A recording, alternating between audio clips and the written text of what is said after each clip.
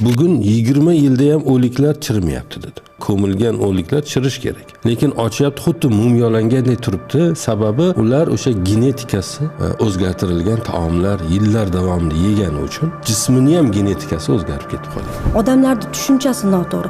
Hech qachon ovqat insonni ushlab turmaydi. O'zim tajribamda bo'lgan 11 kun faqat suv dozida yashaganman. Do'stlar bilan ko'rishib suhbatlashganda hammasini bir dardi bor edi. Restoranlarida ayollar olib qo'ydi. Bitta choyxona qoldi, uni ham olib qo'yishmoqchi. Ayollar har restoranlar to'ldiryapti va borib qarasangiz, ular bizdan o'tib ketdi. Faqat uyda o'tirib telefon orqali ovqat zakaz qilib, juda ko'p ayollar dangasi. Yeyotgan ovqatimiz o'zi yuqori uglevodli, uni hazm bo'lishi qiyin. Unga yarasha biz 3 baravar ko'proq harakat qilishimiz kerak. Ammo mana bu taraqqiyotning rivojlanishi insonlarning qo'ldan olib qo'yapti. Hamma harakatni olib qo'yadi. Ayol kishi oynaga qaraganda o'ziga yoqmayaptimi, u ayol bo'ldi. Undan baxtsiz yo'q. Ko'rinishdan rozi bo'lmayaptimi, u eriga ham yaxshi gapira olmaydi.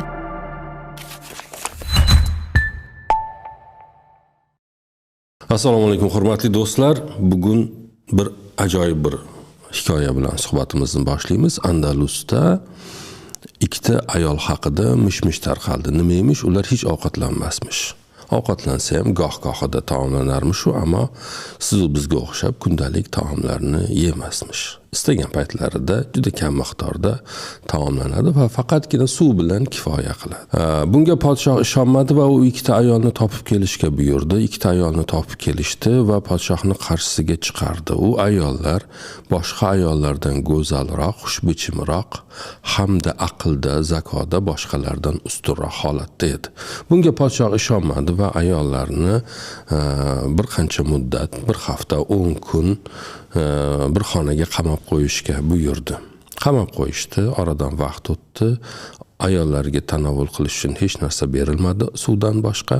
Ular chiqib kelganda ularning holatida, jismoniy holatida, aqliy holatlarida hech narsa nima qilmagandi, o'zgarmagandi.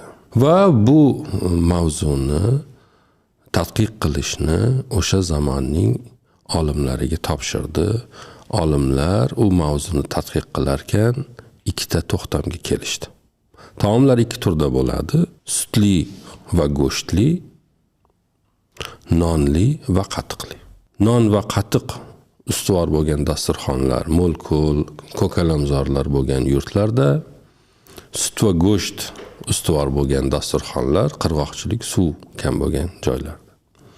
Bugungi mehmonimiz bu taomlanish bo'yicha, ya'ni parhez qilish bo'yicha bugun juda ko'pchilikni e'tiborida bo'lgan Osiyo Ismoilova. Xush kelibsiz bugungi suhbatimizga.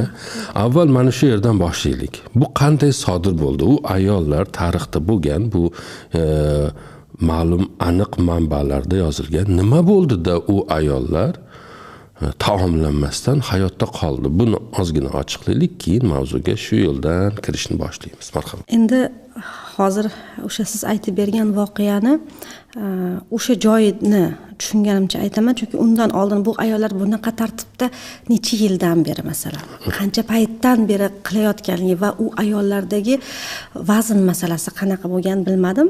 Endi siz aytishingiz bo'yicha u ayollar juda go'zal bo'lgan, demak ortiqcha vazni bo'lmagan, qomati ham, hamma narsasi o'zini joyida bo'lgan. Haqiqatda mana bu hozir siz aytdingiz, sut bilan go'sht dedingiz va non bilan qatiq. Non bilan qatiq dedingiz. Sut mahsulotlarini oladigan bo'lsak, insonga energiya beruvchi, ozgina o'zida uglevodni saqlovchi, ya'ni laktozasi bor mahsulot. Go'sht esa bu oqsil. Oqsil insonning tanasining asosiy materiali. Ya'ni hozirgi kunda juda ham ko'p insonlar mana shu oqsilga muhtojligi uchun va mana shu oqsildagi muhtojlikni defitsit, ya'ni yopmaganligi uchun, tanqislikni yopmaganligi uchun juda ko'p, xuddi siz aytgandek, aqlda ham, ko'rinishda ham, sog'liqda ham kamchiliklarga uchrayapti. Mana bu keyingi aytganingiz sut bilan go'sht, qatiq bilan non. Qatiq bilan nonni oladigan bo'lsak, bu yerda ikkinchi uslub. Bu yerda ko'proq uglevod va ozgina oqsil. Ya'ni uglevodi ko'p mahsulotlar bilan oqsillari ko'p mahsulotlar bir-biriga ajratilgan holatda iste'mol qilingan. Ya'ni insonning tanasiga qancha ko'p mahsulotlar kirib borar ekan, endi o'zbekchada bilmadim, glikatsiya jarayoni deyiladi. Glikatsiya jarayoni bu insonni tanasida oqsil kamayib, uglevod ko'payib ketganda erta qarish jarayoni. Odamda mana shu insulin degan gormon ortish sababidan erta qarish jarayonlari bo'ladi. Shu mana siz aytgan shu ayollarda o'sha kam ovqat yegani uchun mana shu jarayon bo'lmaydi. Ya'ni glikatsiya bo'lmaydi. Bizlarni yeydigan har bitta ovqatimizda 3 ta asosiy makronutrient bor. Mana shu 3 ta asosiy makronutrientga erkak, ayol, yosh u qari hamma muhtoj. Bu 3 ta makronutrientsiz hech kim yasha olmaydi. Mana shu bir bo'lak nonimizda ham, go'shtimizda ham, sutimizda ham uchalasi ishtirok etadi. Faqat qaysinisidadir asosiy makronutrientlar qaysi biridir ko'proq, qaysinisidadir kamroq. Mana shu go'sht iste'mol qiladiganlar va kam-kam ba'zi sekin-sekin ovqatlarni tanovul qiladigan insonlarda mana shu yuqorida aytgan glikatsiya jarayoni bo'lmaydi, ya'ni ular qarimaydi. Biz bilsangiz, yoshligimizda ko'p eshitganmiz, go'sht yema qaritadi.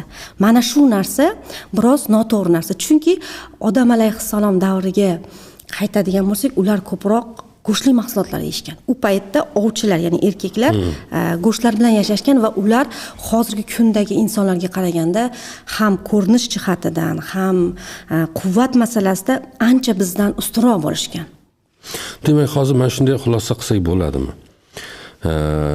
Non va qatiq ustuvor bo'lgan hududlarda yog'ingarchilik ko'p degani. Shuning uchun ular sutni olib qo'yib qatiq qilish, bug'doy o'sadi, uni non qilish imkoniyatiga ega. Sut va go'sht ustuvor bo'lgan joyda ortib qoladigan sutning o'zi yo'q. Suv o'rnida ham sut ichiladi. Va chorva, bu aytganingizdek, yo ov, bu o'sha Afrika hududlari boshqa. Buni kechagi suhbatimizda misol keltirganimdek, eshak bilan zebrani holatiga ham qiyoslasak bo'ladi. Ya'ni non va qatiq ustuvor bo'lgan hududlarda, xuddi ya'ni mo'l ko'lchilik bor joyda istiqomat qilayotgan eshak bor va uni qarshisida qirg'oqchilikda istiqomat qilayotgan zebra bor. Uni taomlarini soni ham kam, sifati ham boshqacha bo'lishi mumkin. Shundan kelib chiqib hozir masalan xulosa qilsak bo'ladimi? Non va qatiq iste'mol qilinadigan hududlarda ko'proq inson tanasida namlik o'z-o'zidan ko'p bo'ladi. Chunki u yerda namlik ko'p. Buni qarshisida ikkinchi tur taomlar, go'sht va sut ustuvor bo'lgan dasturxonlarda inson tanasida namlik kam bo'ladi. O'shaning uchun ularni tashqi ko'rinishida go'zallik bo'ladi, aqlida, zakosida ustunlik bo'ladi va balki hatto axloqida ham. Chunki biz namlik ko'payib ketgandan keyin bizda tanballik boshlanadi. Tanballik boshlansa ibodatlarimizda sifati tushadi, soni tushadi, boshqa axloqimizda ham bu kuzatiladi. Bu to'g'ri fikrmi? Inson organizmiga 1 gram uglevod kiradigan bo'lsa, yana ana shu 3 ta asosiy makronutrient haqida gapiraman. Non bilan qatiqni oladigan bo'lsak, aynan mana shu ikkita mahsulotni oladigan bo'lsangiz, nonni ko'p yeysizda, qatiqdan oz ichasiz. Go'sht bilan sutni oladigan bo'lsangiz, asosan go'shtni yeysizda, sutdan oz ichasiz. Ya'ni bu yerda non bilan go'shtni o'rtasida ketyapti-da masala. Non nima bu? Non uglevod, glutenli uglevod, ya'ni uglevodni o'zi inson tanasiga ko'p miqdorda kirib kelishi insulin gormonini oshirib ortiqcha vaznga olib keladi va tanada suv yig'adi. Endi u uglevod ayniqsa non bo'ladigan bo'lsa, buning ichida plus gluteni ham bor. Glutenli mahsulotlar bu kleyga o'xshagan mahsulot. Bu mahsulot ichimizga tushganda tanada odam borgan sari ishib semirish boshlanadi. Mana bu go'shtni iste'mol qilganda esa tanadan suv chiqib ketishni boshlaydi. Yana bir narsa shu yerda aytib o'tmoqchiman. Sportsmenlar bir qanaqadir o'sha o'zlarini musobaqalarimi shunga chiqmoqchi bo'lganda bir haftalik musobaqadan oldin vaznni ketkizish uchun, o'zlarini yaxshi ushlashlik uchun ular o'zlarining tilida sushka deb qo'yishadi. Sushka degan bir haftalik rejimga o'tib olishadi. Ana shunda ular tanadagi suvni chiqarishga, ya'ni badanni quritib, xuddi o'rikni quritsak qoqa bo'ladi-ku, xuddi shunaqa qilib ular sushkaga o'tadi. Mana shu paytda ular faqat oqsilli mahsulotlarga o'tib olishadi. Ya'ni xuddi siz aytgandek mana shunaqa go'shtli mahsulotni yegan insonlarda tanada ortiqcha vazn, suv to'planishi va insulin gormoni ortishi kamroq bo'ladi. Demak, bu hozirgi nimalardan kelib chiqib bir qadar xulosa qilamiz. Do'stlar, bitta narsaga diqqat qilib eslab qolishinlar uchun, bu faqat qatiq bilan non go'sht bilan sut haqida gap ketmayapti. Masalan, Yevropa dasturxonidagi taomlar bilan Osiyo dasturxonidagi yoki Arabiston quruqchilik ko'p bo'lgan, qirg'oqchilik bo'lgan joylardagi taomnomalar har xil. Va ulardagi sonini ko'paygani sari u yerda bir bo'llik bor, mo'llik bor. O'shaning uchun dasturxonda taomlarning soni ko'payib ketadi. Va ularning hammasi bizni ichimizga kirar ekan, bir shaklda u bizga ziyon beradi. Taom turlarini kamayishi bilan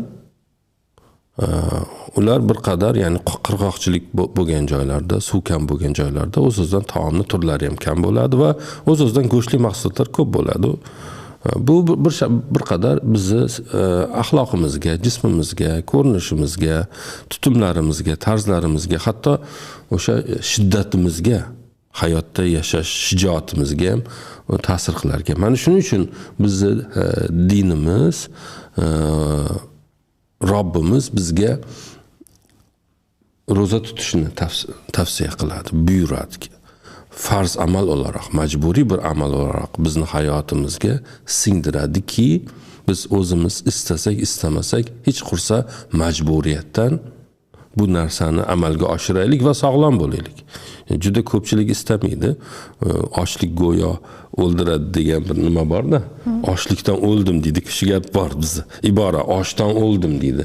Aslida ochlik o'ldirmaydi, ochlikdan avvalgi to'qlik o'ldiradi insonni. Ko'p to'q yurgan odam bir kuni kelib undan taomlarni olib qo'ysangiz, tahlikaga tushib qoladi. Ya'ni ochlik muammo emas, ammo u bir to'qlik yashagan va eng hayotda juda katta muammolarning sababi hamma o'ylaydi ochlik deb o'ylaydi. Ochlik sabab bo'lib bunga majbur bo'ldi inson hayotida bir yomon ishlarni qilishga. Aslida to'qlik sabab sodir etilgan yomon ishlarni ko'lamini oldida ochlik sabab sodir etilgan ishlar deyarli yo'qdek. Biz mana Ramazon oldida turibmiz. Bizni hozir juda ko'plab tomoshabinlar tomosha qilishyapti. Siz bir parhez bo'yicha bugun ko'p tadqiqotlar olib borayotgan va ijobiy ko'p natijalarga erishayotgan bir inson sifatida Ramazon oldi buni savoblari, buni nimalari haqida hamma juda yaxshi bo'ladi, lekin uni bizni jismimiz uchun ochlikni yoki taomlanish tartibini foydalari haqida endi suhbatimizni bu tomonga ozgina bursakda men sizga bir nechta savollar bersam, masalan, insonni jismoniy salomatligi bilan Ramazonni insonni jismoniy salomatligiga ta'siri va taomlanishda nimaga diqqat qilsak biz jismoniy salomat bo'lamiz. Masalan, men o'ylayman, to'yib ovqat yesam men baquvvat bo'laman deb o'ylayman. Ya'ni shunday bir qarash bor kichkinaligimizda. To'yib, nonni katta tishla, kolbasani ozgina tishlab, nonni katta tishla deyishganda endi bizga. O'shaning uchun kolbasani ozgina, nonni ko'p tishlaydi. Go'shtdan ozgina, nondan ko'p. Bu to'g'rimi? Qanday bo'lish kerak bular haqida? Marhamat. Haqiqatda Ramazon oyi Alloh tarafdan bizga bandalarga o'zimizni tozalab olishimiz uchun bir imkoniyat deb bilaman. Endi men hozir ko'proq mana shu tana haqida gapiraman. Bir misol aytmoqchiman. Masalan, ayiqlarga e'tibor bersangiz, nima qiladi? Yozda, bahorda yeydi, semiradi va qish ichi uxlaydi.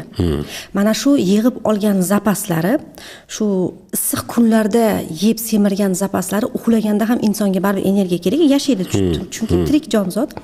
Mana shu o'zi yig'ib qo'ygan zapaslarni sekin-sekin sarflab yana bahorda o'sha ozg'in holatda, vazni yo'qotilgan holatda uyg'onib chiqadi.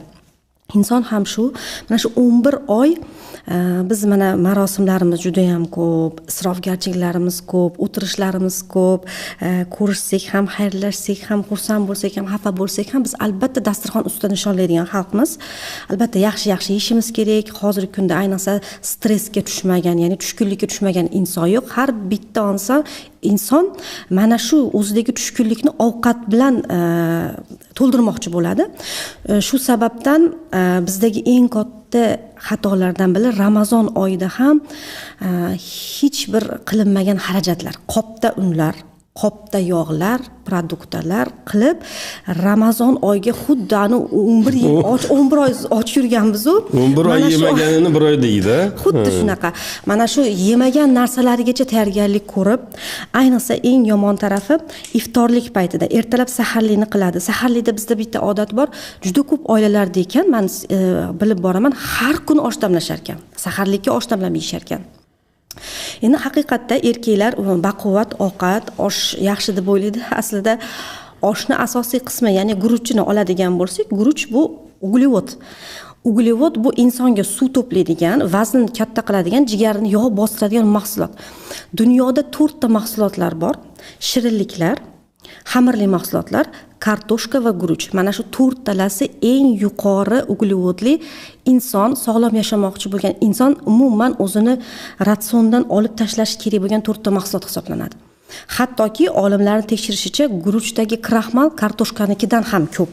Ya'ni zararda osh ovqati kartoshkalik ovqatlardan ham yuqori deb olinadi. Endi mana shunaqa mahsulotlarni ertalabda yeb oladi.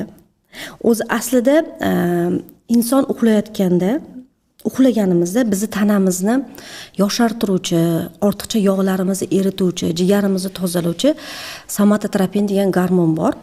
Mana shu gormon kechqurun 1:30 da uyg'onadi.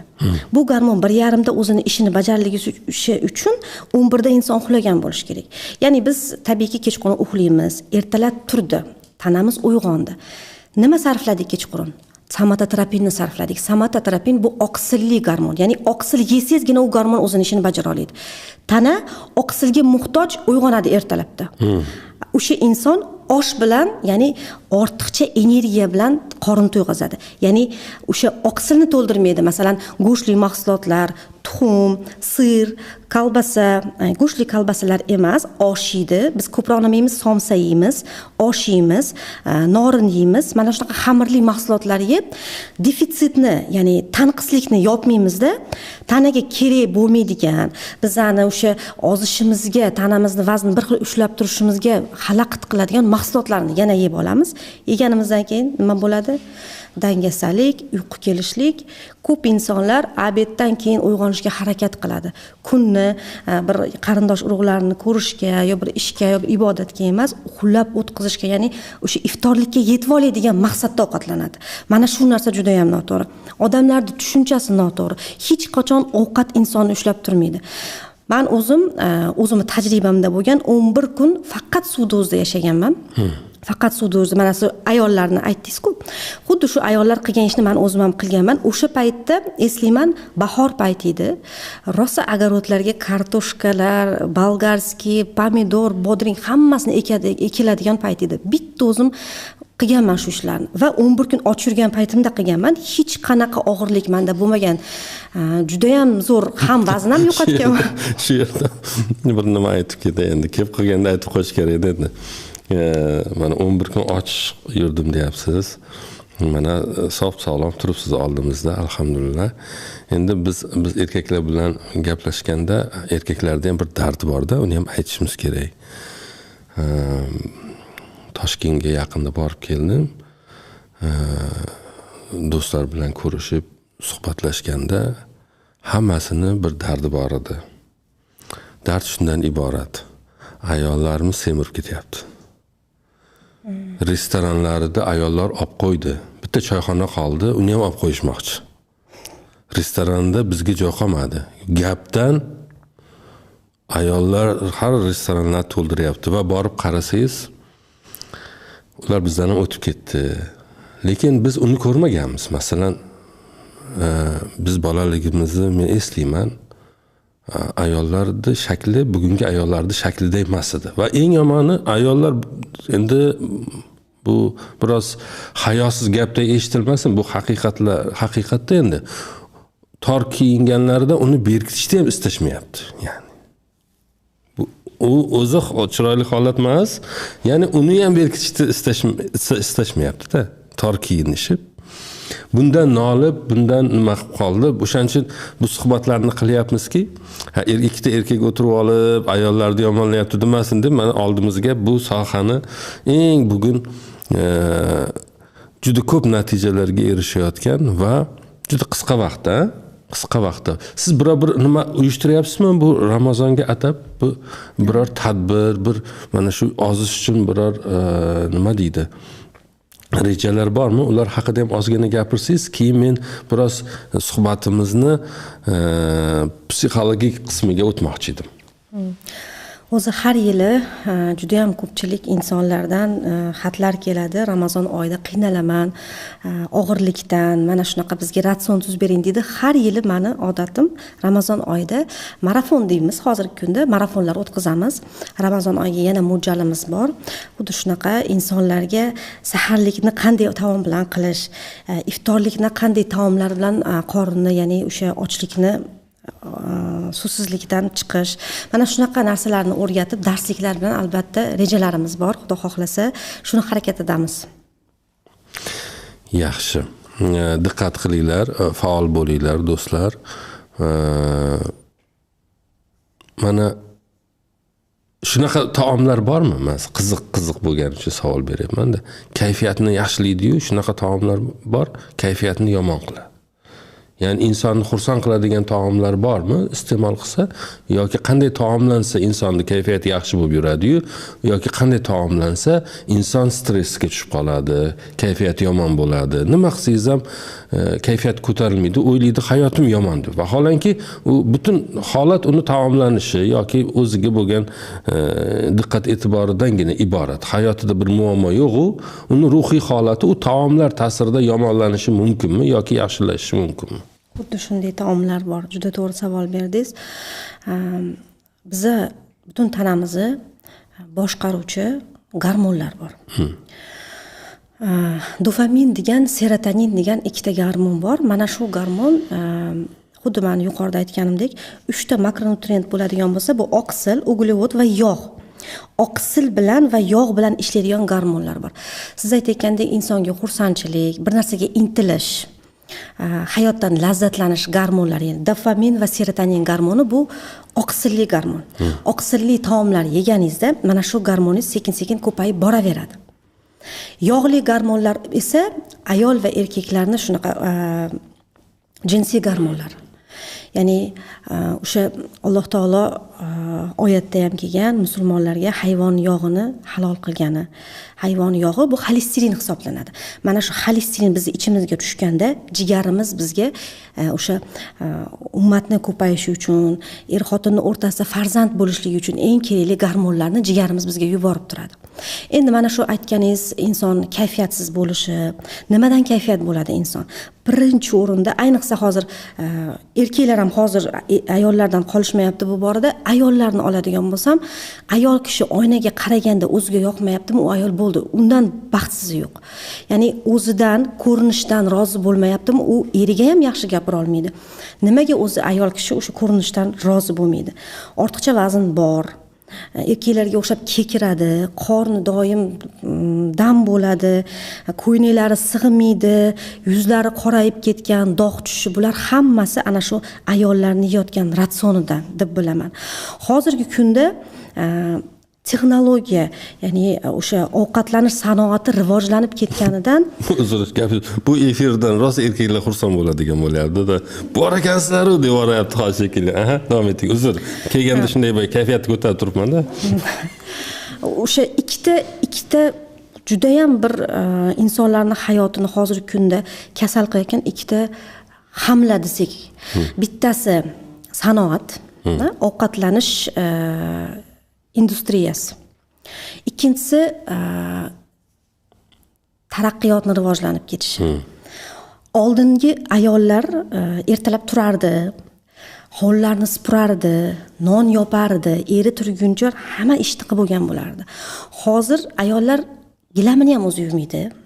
Telefon qiladi, keladi, gilamini yuvib berishadi. Kir moshina idishlarni ham yuvadi, kirlarni ham yuvadi. Ayollar faqat uyda o'tirib telefon orqali ovqat zakaz qilib, juda ko'p ayollar dangasa bo'lib ketgan. O'zi yeyotgan ovqatimiz o'zi yuqori uglevodli, uni hazm bo'lishi qiyin. Unga yarasha biz 3 baravar ko'proq harakat qilishimiz kerak. Ammo mana bu taraqqiyotning rivojlanishi insonlarni qo'ldan olib qo'yapti. Hamma harakatni olib qo'yapti. Hech narsa, absolyutno hech narsa qilmay yashasangiz ham bo'ladigan bo'lib qoldi.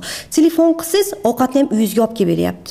Farzandlaringizni ham uyingiz bilan band bo'lib qolib bir ovqat qilib ber desa, shart olasiz, kiyintirasiz. Boramiz, nima olib beramiz? Fast food olib beramiz. O'sha kartoshka free, pizzalarning har xil turlari, gamburgerlar. Bolalarimiz ham yoshligidan boshlab bolalarning o'zida ko'payib ketyapti. Mana ortiqcha vazn, semirish, kamqonlik kasalliklari. Bular hammasi. Endi shu harakat qilyapmiz har o'sha marafonlarimizda, mana shunaqa dasturlarimizda, o'zimizning sahifalarimizda ayollarga maslahatlar, erkaklarga maslahatlar. Juda ham yaxshi. Bu 2012 yil Gollandiya Zevenar degan bir shaharga bordik, Arnhem degan. O'sha yerda Abdullo degan bir do'stimizni otasi bilan gaplashib o'tirganimizda do'koni bor edi. Men kasal bo'lib qoldim endi o'sha yerda. Otasi aytdi, 2 ta paracetamol ichib olsang, yaxshi bo'lib ketasan. 2 ta birdan ich dedi. Keyin 2 soatdan yana birdan 2 ta ichasan dedi. 2 ta paracetamol 4 ta ichdim va aytganimday yaxshi bo'lib ketdim. Bilmayman qanchalik nima bo'ldi. U nimasi o'shanda endi bir misol olaroq bir suhbat bo'lganda Abdulla ko'kat yetishtirardi, ko'kat bilan shug'ullanardi. Otasi aytdiki, bugun 20 yilda ham o'liklar chirimayapti dedi. O'zi Gollandiyada o'liklarni ko'mishdi o'zi bir nima, ko'milgan o'liklar chirish kerak. Lekin ochyapti, xuddi mumiyolangandek turibdi. Sababi ular o'sha genetikasi o'zgartirilgan taomlar yillar davomida yegani uchun u jismini ham genetikasi o'zgarib ketib qolgan. Ya'ni GMO'lar deb aytamiz, genetически modifitsirованный organlar, to'g'rimi? Taomlarda bugun siz aytayotgan zamonaviylik sababidan boshqa hatto go'shtlarni ham soxtalari ishlab chiqilgani haqida eshitib qolyapmiz va bular ilk yillardir Yevropada bu sinovdan o'tib kelyapti va o'sha do'stimizning otasi bizga misol keltirganda 20 yilda ham o'liklar chirimayotgan holatlari kuzatilyapti. Chiriydi tabiiyki, xuddi mumiyaday chiriydi-da, boyagi so'riladi-yu, suvi ketadi-yu, qolgani turibdi. Nega? Chunki plastik yo boshqa narsaga aylanib qolganligi. Bunday bo'lmaslik uchun notabiiy taomlanmaslik tavsiya qilinadi. Bular haqida ozgina gapirsangiz, nima kasalliklarga olib keladi bunday taomlanish? Bugungi bilmadim. Oldin eshitmagan kasalliklar ko'p eshitilyapti-da. Bunga sabab o'sha GMO'larmi yoki noto'g'ri ovqatlanishmi va yoki ikkalasi hammi? Bular haqida ozgina hujayra haqida gapirib beray. Har bitta insonning ichida milliardlagan hujayralarimiz bor. Juda ham ko'p hujayralarimiz bor. Hujayraning ichida kichkina bir yadro bor va mitoxondriya degan narsa bor. Mitoxondriya ATF degan energiya ishlab chiqaruvchi bir elektr stansiya, insonning elektr stansiyasi desa bo'ladi. Yadroda esa bizani asosiy materiallarimiz, o'zi insonning turishi, shakli. Bir jasadni qayerdan pichoq bilan kessangiz, go'sht chiqadi, yog' chiqadi. Biz oqsildan yaratilganmizda. Ya'ni tabiiyki bizni tanamiz 70% oqsildan iborat. Hozirgi kunda e'tibor qilsangiz, mana shu 10% ga tushib ketdi. Ya'ni insonlarning yeydigan ovqatini 10 yoki 5% oqsil, qolgani bo'lsa, mana shu yuqori uglevodli o'sha rivojlanish, taraqqiyot aralashgan narsalar. Mana oldingi zamonlarda bug'doyni olishgan, uni yanchishgan. Bug'doyni o'zi yanchilgandan keyin 3 haftaning ichida oksidlanadi, okisleniya bo'ladi. U bug'doyda deyarli foyda qolmaydi. Endi u bug'doyni oldi, maydaladi, kerakli bo'ladigan kletchatkalarni olib tashladi. Oqartirish kerak uni. Har xil kemiruvchilar qo'shilmasligi uchun, bir-biriga yopishib qotib qolmasligi uchun dorilar, ximikatlar qo'shilib, unlarni qoplarda, zavodlarda saqlanadi. Endi ana shular magazinlarda, do'konlarda, rastalarda turadi. Biz uni sotib olamiz. Unga zararli bo'lgan margarin mahsulotlari, shakarli mahsulotlar qo'shib, foydali narsadan insonni hayotini qiyinlashtiradigan, sahrni diabetga olib keladigan, bepushtlik kasalliklariga olib keladigan, qon bosim ortishi, yurak kasalliklariga olib keladigan mahsulotga aylantiramiz. Aslida bug'doy unaqa juda ham qo'rqinchli narsa emas. Ya'ni uni haqiqatdan oldingi zamonda mana bunaqa chiroyli qilib ko'rsatish uchun qilingan texnologiyasiz ishlatadigan bo'lsak, ha, mumkin. Lekin bizda hozir unaqa imkoniyat yo'q. Texnologiya aralashgan sari mahsulotimizga faqat ustiga, go'zalligiga e'tibor qilyapti-da. Hozir mana bozorlarga borsak, oldingi o'zimiz yoshligimizda agarodlardan uzib olib maza qilib yegan pomidorlarni topa olmaymiz. Hozir eng chiroyli pomidorni ochsangiz ham umuman maza yo'q, deyarli maza yo'q. Chunki hozir hamma narsa faqat ko'rinishga e'tibor berilyapti. Shuning uchun mana hozir bir tabib ayolni uyiga borib, ularni o'sha qon tahlillarini ko'rdik. Yoshliklaridan shu sohaga qiziqqanlar, to'g'ri ovqatlanganman. Qayerdan menda anemiya kasalligi bo'lishi mumkin deydilar. Mana o'zlari tabib. O'zlari tabiblar, tabiblar 4 xil banisaga borib, rosa ukol gormonlarni olganlar, ahvollari yomon bo'lib qolgandan keyin oxir menga murojaat qilishdi. Borsam bittagina muammo bor. Ya'ni zaharli anemiyalari bor. Buni bilmas ekanlar. Qanday menda bunaqa bo'ladi? Men toza ovqatlarni yesam, go'shtlarni yesam, salatlarni yesam, hozirgi mahsulotlarimizda u narsa yo'q. Hozir biz o'sha o'zimiz nima deydi? Qo'shimcha o'sha mahsulotlarni, vitaminlarni qo'shib ichmasak, biz ola olmaymiz u narsalarni. Bizning oshqozonlarimiz hozirgi mana bu texnologiya aralashgan ovqatlarni hazm qila olmaydi. Ichimizda foydali o'sha yeyotgan mahsulotlarimizni hazm qiluvchi bakteriyalar yo'q. Doimiy kasal bo'lsak, biz antibiotiklar ichib o'rganib qolganmiz.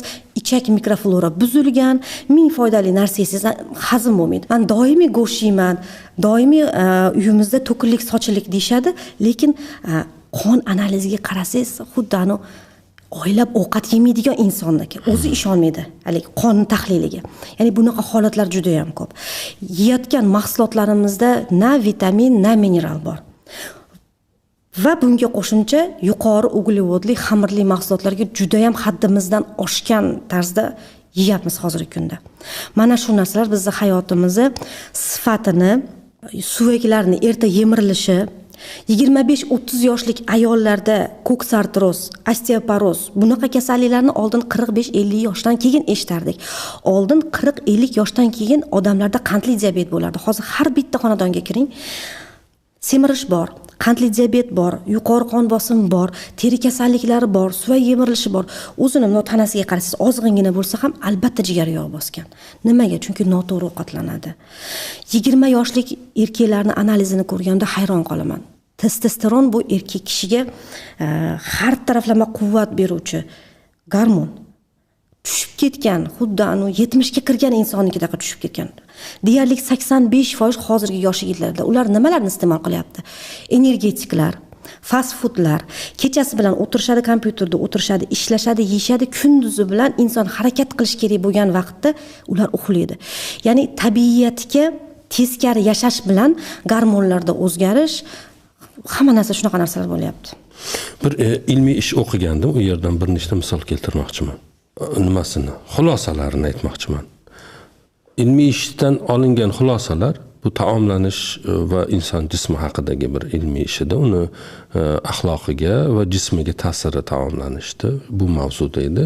Xulosa qilinadi, jisman katta hayvonlarni go'shtini yegan jamiyatlarda insonlarni katta bo'lganligi, jisman baquvvatligi kuzatilganligi, hattoki tuyani go'ngi tuproqqa solinib, u yerda o'sgan bug'doyda yegan tovuqlar katta tuxum berganligi va hatto katta tuxum berishi uchun tovuqlarni tuxumlarini tuyani go'nglarini ichiga ko'mib qo'yishganini va bu natija berganligini aytiladi. Bundan kelib chiqib, bu tadqiqotdan kelib chiqib, Ispaniya, bilamiz, Ispaniya xalqi Yevropaning eng go'zal insonlari hisoblanadi, eng kelishgan taomlaridan ana shunday ziyonli hamma narsani chiqarib tashlashganini o'qidim men. O'shani hisobiga semiz odamlar juda kamdan kam kuzatiladi. Bo'ylari uzun, kelishgan odamlar. Lekin afsuski bugun bizda unday emas. Bizning bo'ylarimiz pasayib ketdi. Bo'yiga emas, eniga kattalashib ketib qoldi. Jamiyat o'laroq. Demak, buni hammasini qisqa muddatda emas, uzun muddatda katta bir ziyon bor. Bu qisqa muddatda o'zimizga ziyoni bor. Uzun muddatda 3 avloddan keyin bugungidan 5 battar deydi-ku holatda bo'lishimiz va bu juda normal. Chunki ota-onamiz ham shunday bo'lgan, go'yoki ota-onamiz otasi ham shunday bo'lgan. Bizda ham jisman bunday bo'lishimiz, deylik, baqaloq bo'lishimizda bir muammo yo'q. Pishillab ovqat yeyishimizda, doim kekirib yurishimizda hech muammo yo'q. Axloqsiz bo'lishimizda ham muammo yo'q. Chunki bizdan kattalar ham xuddi shunday edilar deb katta uzun muddatli juda qo'rqinchli xulosalarga kelishimiz mumkin ekanda. Bekorga odamlar boyagi bu ilmiy ish degani bu e'tirozga bir gipoteza bor. Har bir ilmiy ishda bir gipoteza, bir taxmin bo'ladi. Ilmiy ishlar u taxmin to'g'ri va yoki noto'g'riligini isbotlash uchun qilinadi. Bu ishlar, ilmiy ishlar bizgacha yetib kelgan va katta olimlar, Ibn Hazm, Ibn Haldun kabi katta olimlarni xulosalaridan kelib chiqib aytayapmizki, demak u bir gipoteza, bir isbotini topgan. Isbotini topdimi, uni endi tatbiq qilinish kerak. Bizi jamiyatimizda siz tabii bu sohada izlanishlar olib boryapsiz. Bir ilmiy shug'ullanganlar bo'lganmi bu paytgacha? Biz bugun paydo bo'lganimiz yo'q-ku, yillar davomida bu muammoni nega ko'zdan qochirdik? Nega buni gapirmadik? Nega bunga diqqat qilmadik va bugungidek achinarli bir holatdamiz. Ayollar erkaklarni olayotganda, bugun rosa erkaklar like bosyapti hozir. Shu qaniydi 10 ta like bo'lsa 10 ta bossam deyapti, lekin bitta iloji yo'q. 10 marta bosib bo'lmaydi. Erkaklar choyxonada, ayollar restoranda, to'ylarda, ya'ni dardimiz ovqatlanish bo'lib qolgan. Ovqatlansakkina baxtli his qilamiz. To'g'ri, noto'g'riligi haqida gap ketmayapti bu yerda. Va bu urf odat. Bir nima deydi, ritual, ya'ni doimiy takrorlanish kerak bo'lgan bir nimaga aylanib qolgan. Baxt, ya'ni u qadar yo'ldan qiyshaydik deb o'ylayman-da. Bu hech kim shug'ullandimi bu bilan bu paytgacha bizning jamiyatimizda? Bu haqida gapirganlar bo'ldimi? Bo'lmagan deb o'ylayman. Chunki bo'lganda qanaqadir bir natija bo'lsa kerak. O'zi bizni O'zbek, O'rta Osiyo, Qozoq, Tojikiston, ya'ni mana shu bir-biriga qardosh millatlarda bunaqa ovqatlanishga e'tibor berish Yevropaga qaraganda ozgina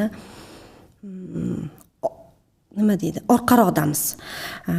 Chunki biz mana shunaqa eng yaxshi tadqiqotlarni, aynan masalan qaysidir hayvonlarni ochlik bilan yoki bo'lmasam 5 mahal ovqatlantirib birini ochlik bilan bunaqa sinov ishlarini men masalan shaxsan o'zim Yevropa olimlarini o'sha siz aytgandek ilmiy tadqiqotlari bilan kuzatib o'rganib kelaman. O'zim men ko'proq ilmni to'g'risini aytsam Yevropa olimlaridan olaman. Ularda o'sha darsliklardan, individual darsliklardan, gormonlar bilan shug'ullanadigan o'sha endokrinologlari bilan, dietologlardan olaman.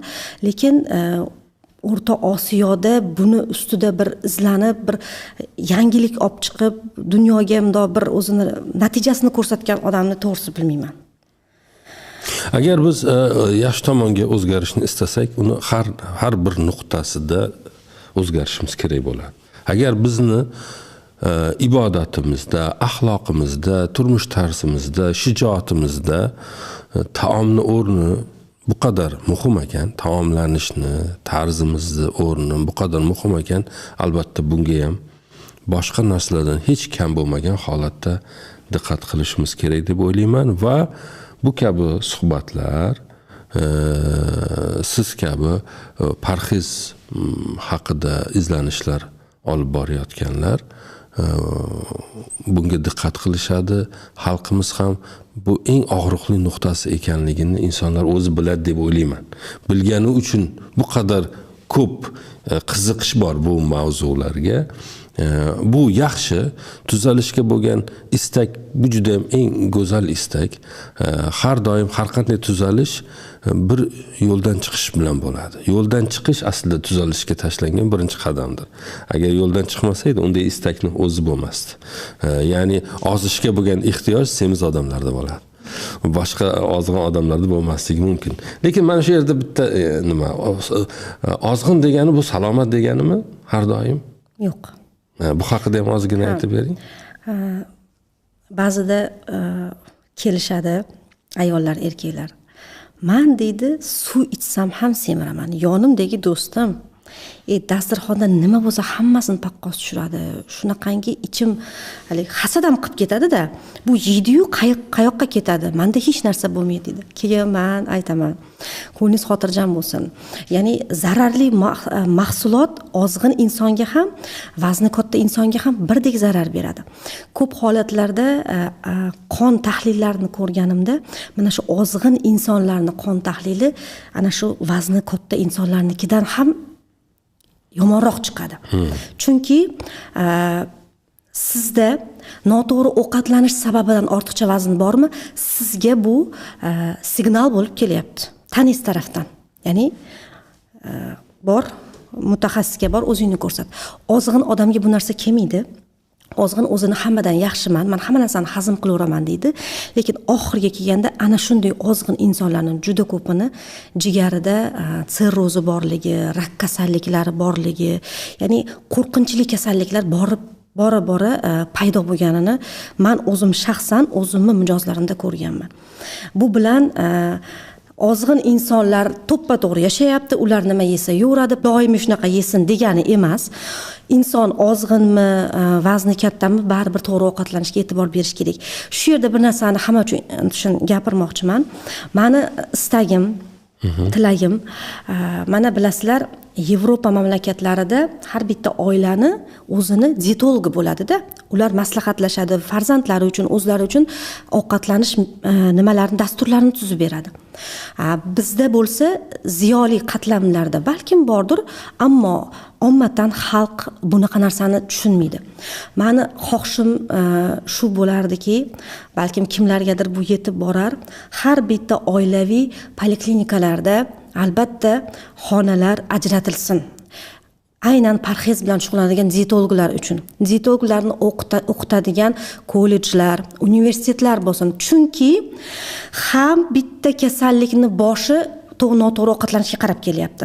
Nima kasal bo'lmasin, aylanib oxirini topsangiz noto'g'ri ovqatlanishdan kelib chiqyapti. Biz bu xalqni qutqarishimiz uchun, bu insonlardagi kasallikni ozgina bo'lsa yengillatish uchun albatta to'g'ri taomlanishga qaytishimiz kerak va har bitta ayol, masalan, homilador bo'lganda poliklinikaga boradi va ro'yxatga o'tadi. Mana shunaqa qilib har bitta oila o'sha homilador bo'lganda o'zini dietologga yozilsin, ovqat ratsionini olsin. Ya'ni ayol noto'g'ri ovqatlandimi, kelajakda ana shu farzand ham o'sha qandli diabetga, ortiqcha vaznga moyil bo'lib tug'iladi. Mana shuni oldini olish uchun homilador ayolni o'zini birinchi o'rinda davolash kerak. Men istardimki, har bitta mana shunaqa poliklinikalarda albatta dietologlar bo'lsin, ayol qizlarimizni o'qitish kerak, ularga o'rgatish kerak. Ya'ni mana shu narsaga hozir bizning zamonamiz muhtoj, juda ham. Ramazon oldi qilingan bu suhbatimiz Osiyo singlimiz bilan bo'lgan suhbat inshaalloh manfaatli bo'ldi deb o'ylayman, do'stlar. Ramazon shunchaki och qolish emas ekan. Bu o'sha ibodatlarda g'ayratli bo'lish uchun, yaxshi mo'min bo'lish uchun, g'ayrat topish uchun, ko'proq xizmat uchun, bu jismni sog'lom ushlash uchun, nafsni bir qadar jilovlab qo'yish uchun, axloqda eng go'zal, eng havas qiladigan holatlarda yashashimiz uchun bu oshlikni yoki taomlarni tartibga solishni bizni hayotimizda o'rni juda ham katta ekan. Shunday ekan, o'zimizga diqqat qilishimiz uchun, diqqatliroq yashashimiz uchun bu suhbatni ham inshaalloh bir ijobiy o'rni bo'lsa, biz maqsadimizga yetgan bo'lamiz. Sizga tashrif uchun tashakkur aytaman. Qilayotgan xizmatlaringiz uchun rahmat. Alloh bardavom qilsin. Yana inshaalloh kelajakda bu kabi mavzularda suhbatlar uyushtirishni niyat qilamiz. Siz ham do'stlar mavzu yuzasidan fikr va mulohazalaringiz, balki savollaringiz bo'lsa, izohlar qismida istasangiz yozib qoldiring yoki o'zlaridan to'g'ridan to'g'ri murojaat qilib so'rashingiz mumkin. Kontaktlarni yigitlar ekranning pastki qismida chiqarishadi. to'g'ridan to'g'ri o'zlari bilan bog'lanishingiz mumkin bo'ladi. Ozgina-yu sozgina eng kerakli gaplar gapirildi deb o'ylayman. Do'stlar, sog' bo'ling. Aziz boshi zamon bo'lsin, yo'llaringiz ravon, yaratganing doimo panohida bo'ling. Assalomu alaykum va rahmatullohi va barakatuh.